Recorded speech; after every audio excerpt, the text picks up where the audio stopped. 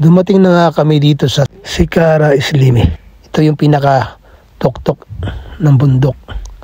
So sumakay kami ng cable car papunta rito. Picture muna kami bago kami naghanap ng pagkakainan dito sa Sikara Islimi. Disclaimer lang mga tol, hindi tayo professional vlogger.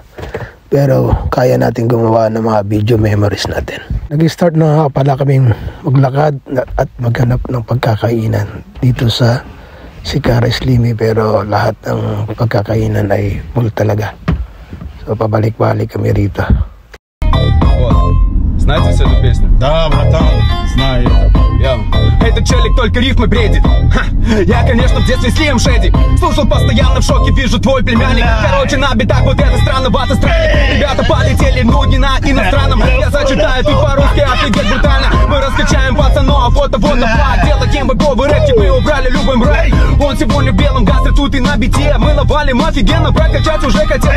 Не бойся, брат, меня спокой, связь, сейчас минутку. Мы зачитаем, тут не будет ни гера, блин, жо. Napadpad na lang kami dito sa bilihan ng mga sandwich hotdog.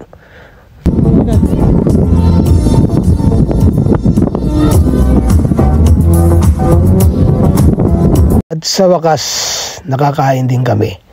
Dito kami tumambay dito sa may heater dahil sobra talagang lamig dito sa tuktok ng bundok.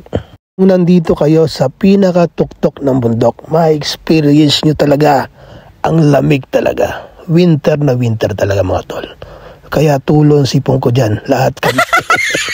Namumula na rin kami lahat dito.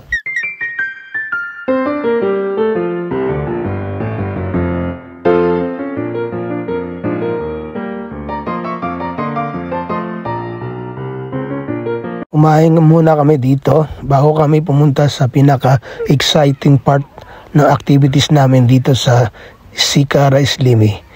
At mag-picture kami dito sa mga ice at punta kami sa mga ice skating. I-explore namin doon. Pero kailangan namin kumain muna para may lakas kami.